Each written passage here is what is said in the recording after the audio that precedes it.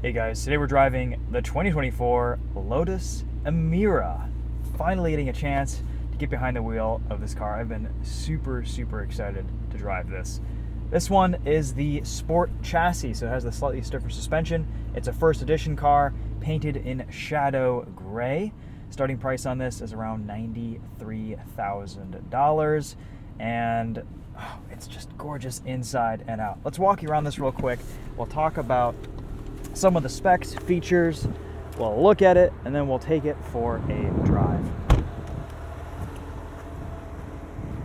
So, as many of you already know, the Lotus Emira is very similar to the Lotus Evora that it replaces.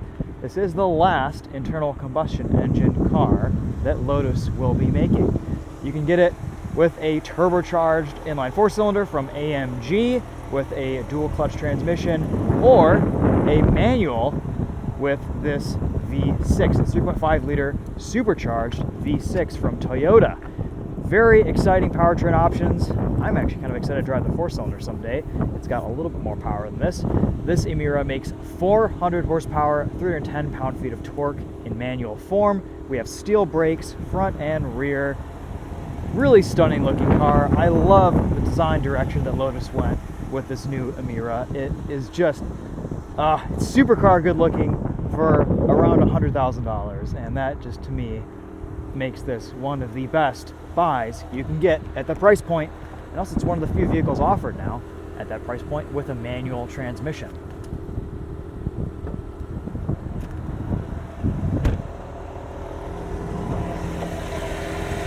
There's that supercharged 3.5 liter V6, an Edelbrock supercharger nonetheless. A little bit of a trunk. Again, all very similar to the Evora. You even get a little view of your throttle actuator in the rear view mirror, so keep an eye out for that once we drive the car.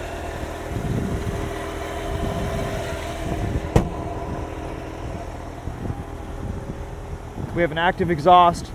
Changes between 3 different drive modes: Tour, Sport, and Track.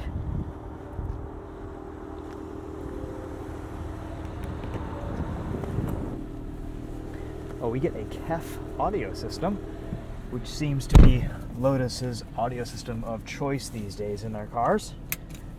Let's give Lotus some credit here. This interior is really high quality. No rattles, no shakes.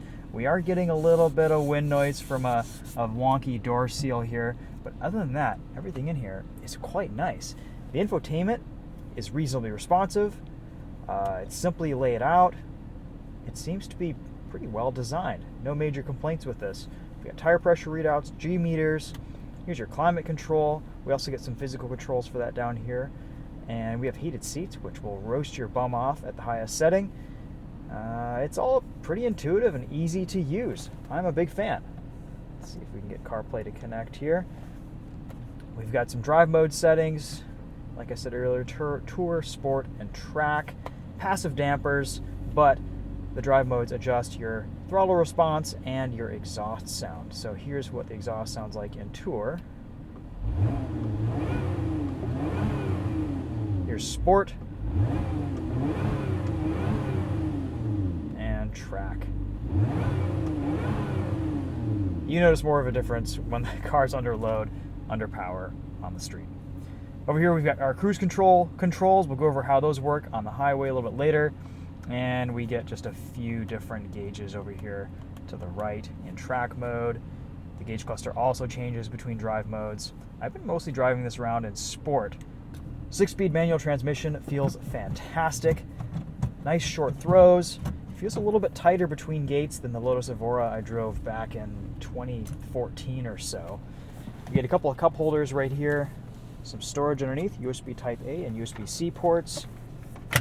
Lots of adjustability with these seats, nice and comfortable. Great driving position. Steering wheel comes right up to my chest.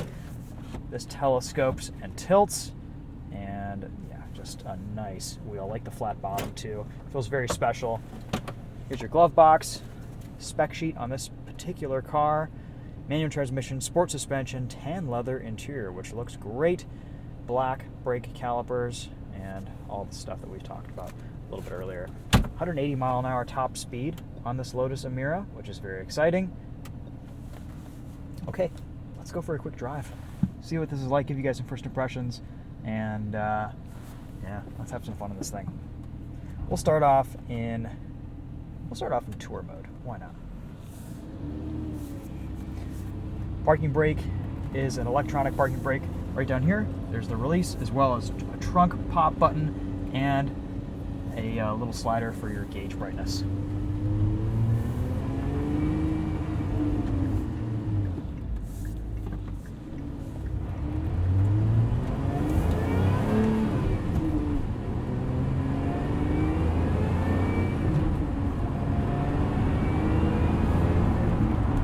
Tour mode is pretty subdued. Throttle response is nice and linear. This is a pretty easy car to drive smoothly.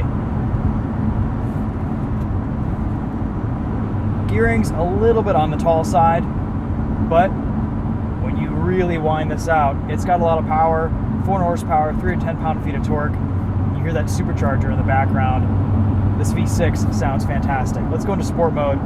Let's listen to this engine sing a little bit.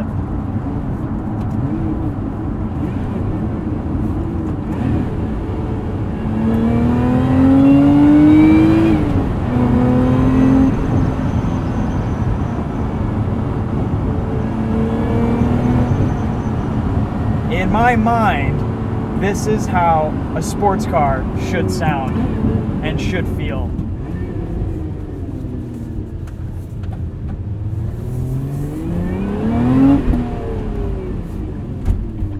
Hydraulic power steering, a nice lightweight rack.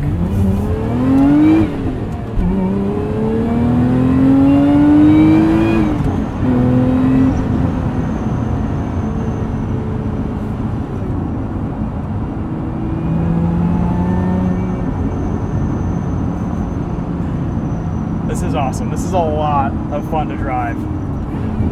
Pedal box.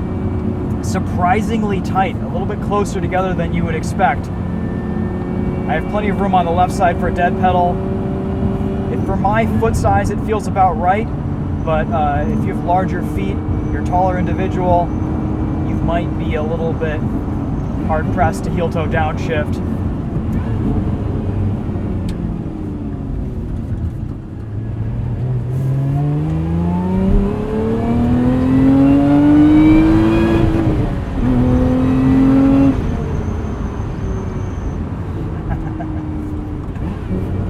Sounds so good.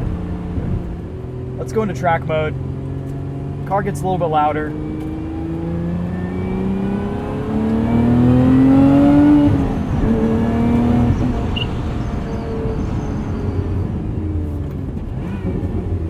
Brakes feel fantastic. Steering has a nice weight to it under load, but most of the time it's surprisingly light for a hydraulic rack.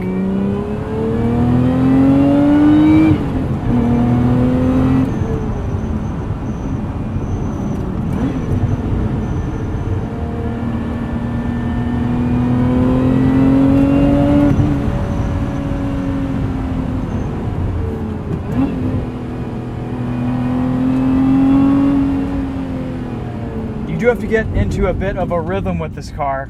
It took me some time to really start to calibrate to the downshifts, the rev matching.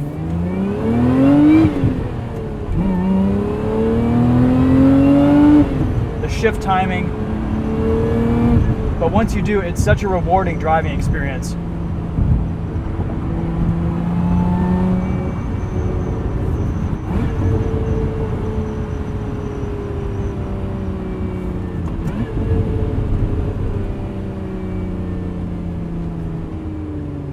There's a decent amount of steering feel here. This rack isn't chattering away to me like an older Lotus Elise would be.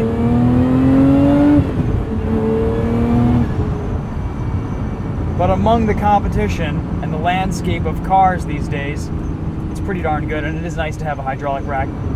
Suspension. It's actually surprisingly compliant for this being a sport suspension.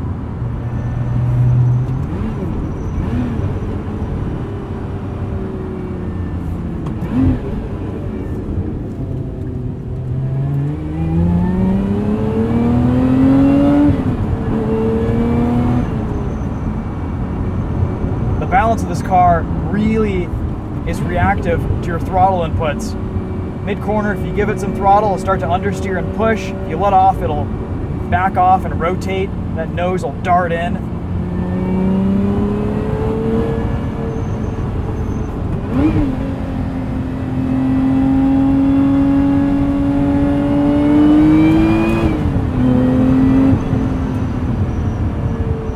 It feels wonderfully mid-engine.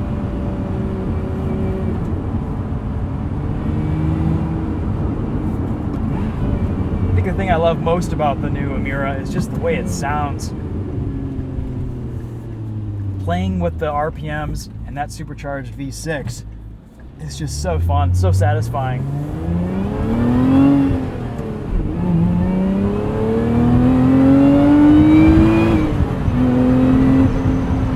And this manual is really, really good.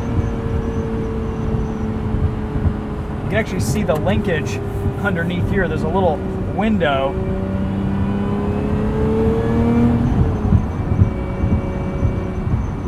One thing I like about this Emira is that it has super wide angle mirrors, and it's really easy to see in your blind spots, and there are massive blind spots in this rear 3/4 because of that engine bay and just the design of this car, the fact that it's mid-engine.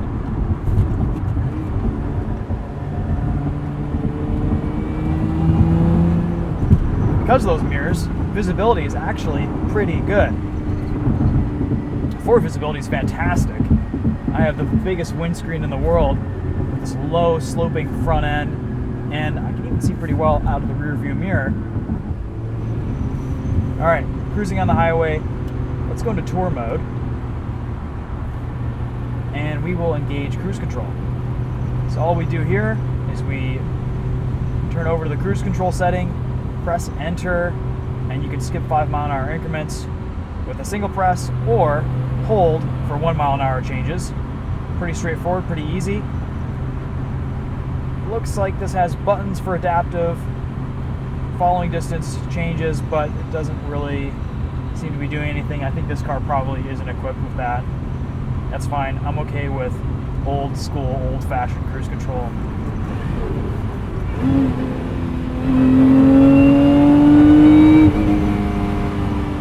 Even in tour mode, engine sounds good at higher RPMs.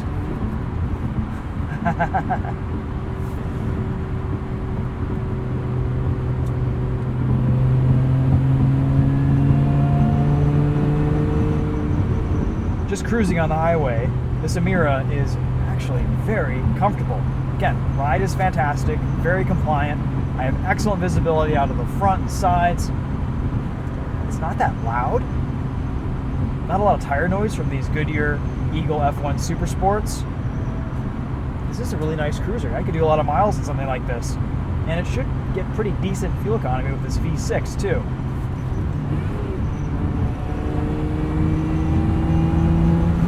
We're in tour mode right now.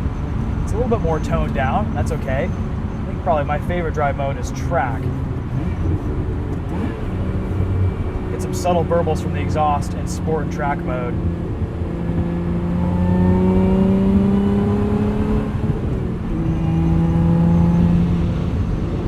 It just makes all the right noises.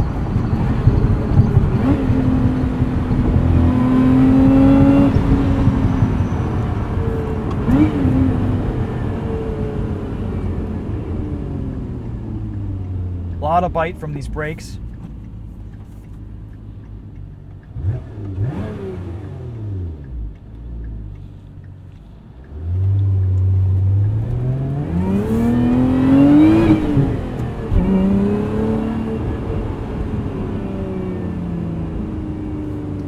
You can turn traction control off. All you do is just hold this button right there in this quick access panel, and you are on your own.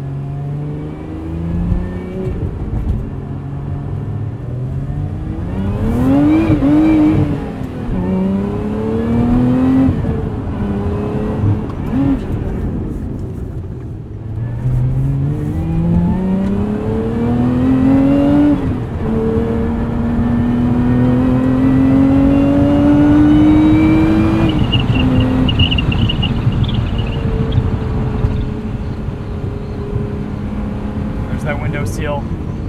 It just lets you know that you're going fast.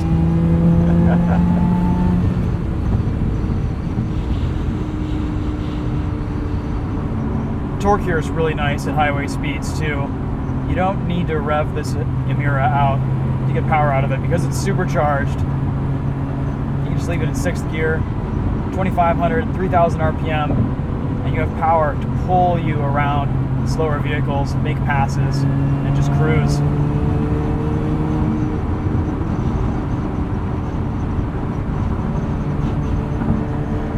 In the couple days that I've spent with this Emira, it's a really nice car to drive. It's just, overall, it's fun. It's fun at low speeds, it's fun in traffic, it's fun just driven around casually. And of course, the harder you drive it, the better it gets and the more fun it becomes. But it's not necessarily a car that you always need to drive hard and push to enjoy. It's something that you can enjoy at road legal speeds. And that's not necessarily something that I can say for a lot of vehicles in this class. They require a little bit more speed to really explore their limits and explore their finer qualities. This Emira is kind of best enjoyed just anywhere, at any speed. Behind the wheel, you're in your happy place. I think part of that is down to the inputs. The steering is pretty good, the shifter is good. I'm still kind of working on my downshifts in this car, kind of getting acclimated to the throttle response. I really like the throttle tuning everywhere but on downshifts, but I think you just have to be very light with your inputs because the engine does rev up pretty quickly when you're rev matching or heel towing.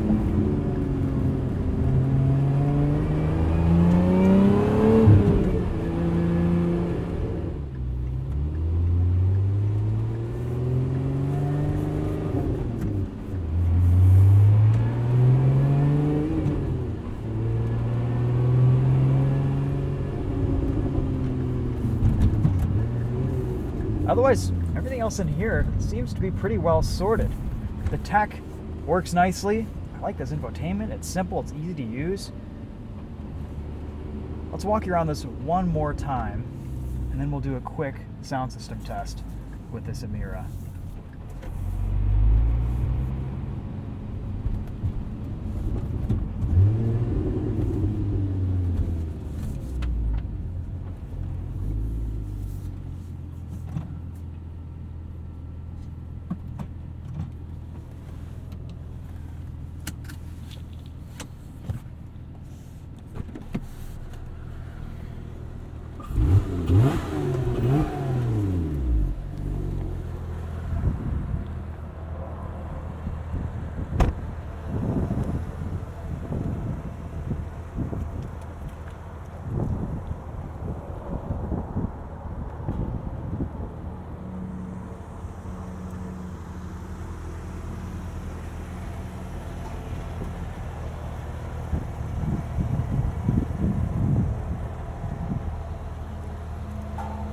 First edition badge.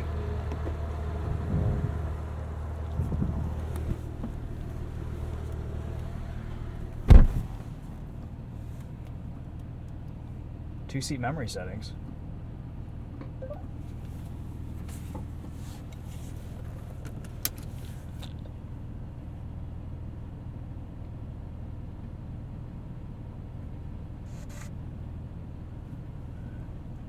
Get a volume knob down here, as well as on the steering wheel.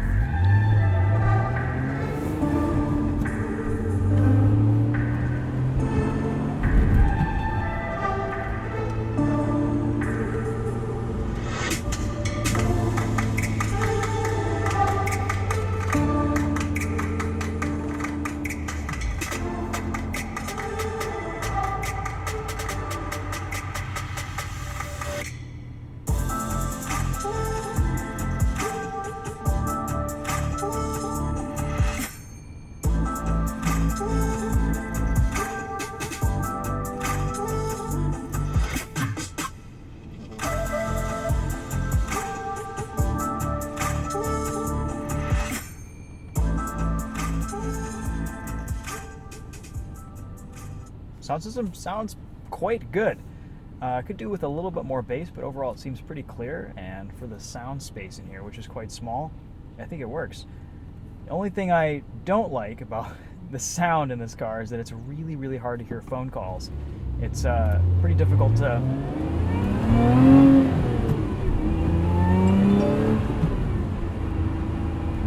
just kind of get clear audio at speed. Otherwise, everything else in here has worked out pretty well, and the Lotus Emira is just a fantastic sports car. We're going to get some more time in this week. We'll do a wrap-up, give you guys some further thoughts. Overall, really big fan of this car. It really delivers. I am very excited to finally get behind the wheel and ready to enjoy some more miles in the next few days that I have it. So anyway, thanks so much for watching, guys. Let me know if you have any questions in the comments. We'll see you in the next video. Take care.